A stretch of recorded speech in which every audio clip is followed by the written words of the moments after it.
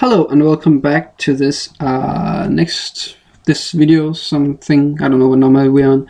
Anyways, in this one we're going to look at the toString, since I think this is what we need. So let me just let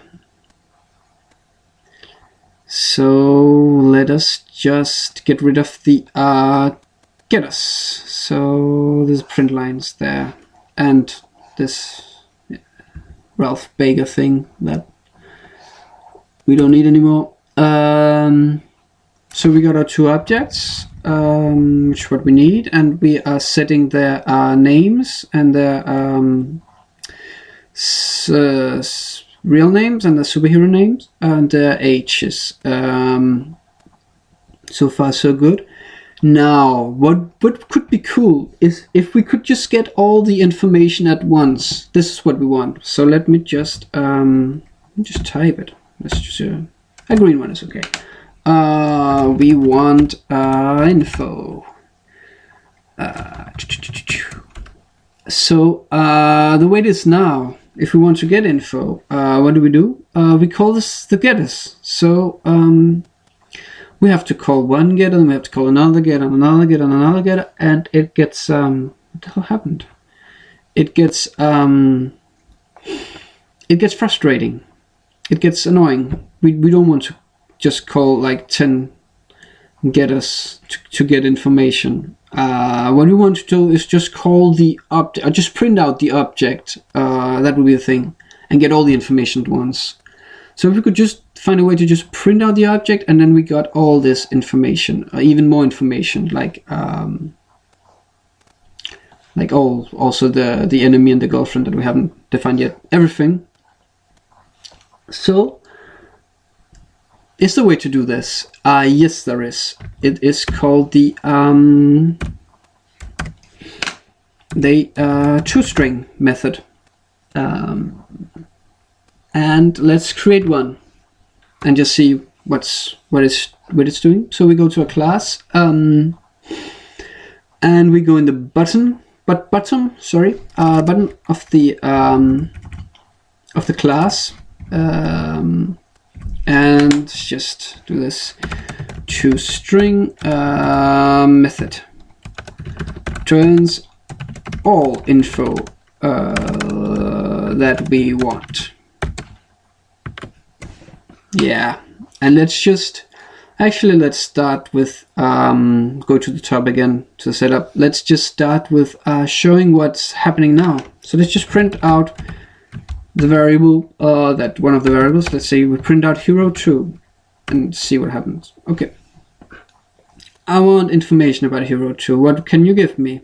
We ask our program. What the fuck, right? I mean, what is this? Video superhero something something? Video. I mean, I don't even... Oh, that's the name of it. Yeah, call this video 5. Then maybe this video 6, 7. Never mind. Superhero. Okay, that's the class. I figured that out. But this thing, it's not really giving me much information. I mean, it's just a number. What is it? Well, I think it's a memory address, but I'm not even sure. Way too technical. But the bottom line is just this is not what we want. We definitely don't want some strange information. We want to decide what information we want when we're just printing out the object.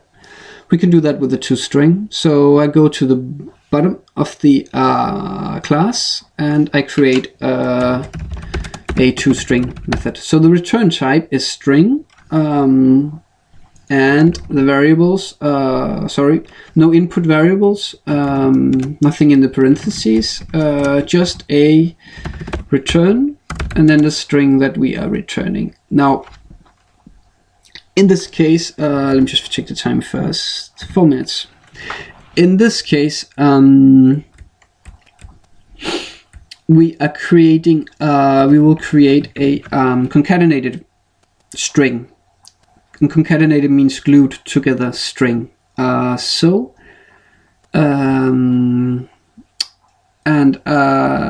just do it, and you can see, and I'll explain what's going on. So just patience, it's a good thing. especially in programming.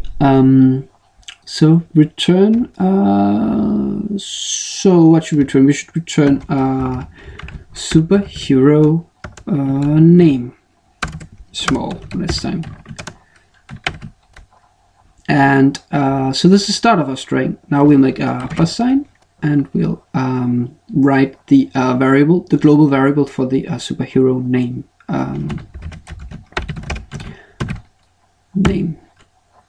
And then a semicolon. Let's just start with that just for now. So let's see what happens. I run it again.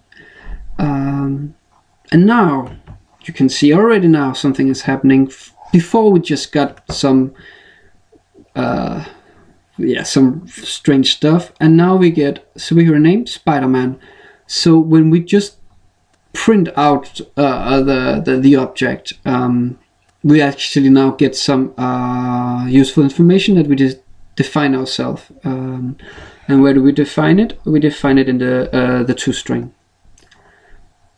And just to make it even more clear, that I just scroll up here. Now we're in the setup again, just so you're not confused. Another print line, the other hero object, the first one we created with Superman. And let's run the code again. And again, I should stop it first and run it. Yes, so it works for both of them. So see, it's just perfect. So Spider-Man and Superman. So now it gives us our great genius toString gives us valuable information. It's called. And we can extend it. I mean, it can give. So let's just extend it. How do that? How do we do that? We just use some classes. Superhero name and space and what's next? Superhero name, real name, another plus, and real name, another plus, and another start string, space, and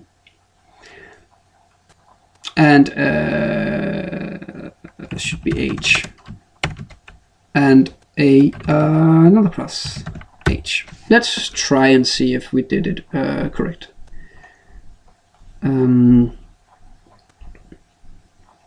So will you look at that? Now it starts to look like a real program we did. So we have everything down here. Just take a look at it. Super name Spider-Man, real name Peter Parker, age 17. Now let's just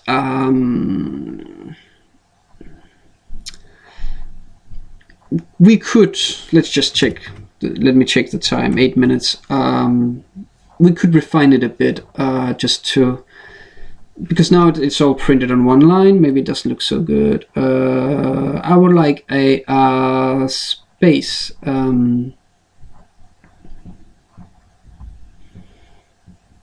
Actually, I would like the first string to say something like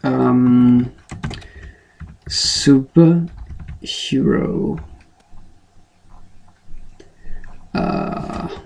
And I do like this, for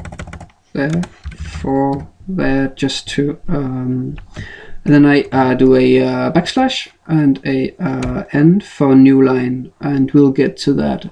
See if I can figure it out. Even might be do something wrong. The plus like this.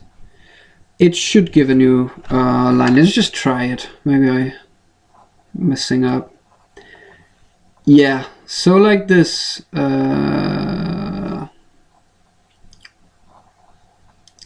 So backslash n will create an automatic new line. Where do we want it again?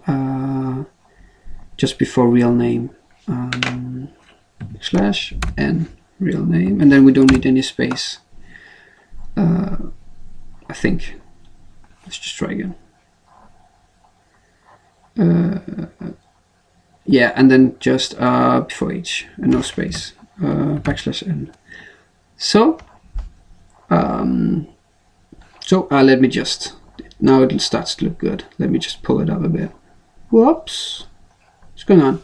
Yep, look at it. I mean, what did we have before? We just have some random shit, and now we get something that actually looks like a real computer program. Superhero, superhero name, Superman, real name Clark Kent, age 30. Yeah, so that's a way to do it. And our time is up for this video. So see you in the next one, where we're going to look at creating a constructor. Yeah, so see you.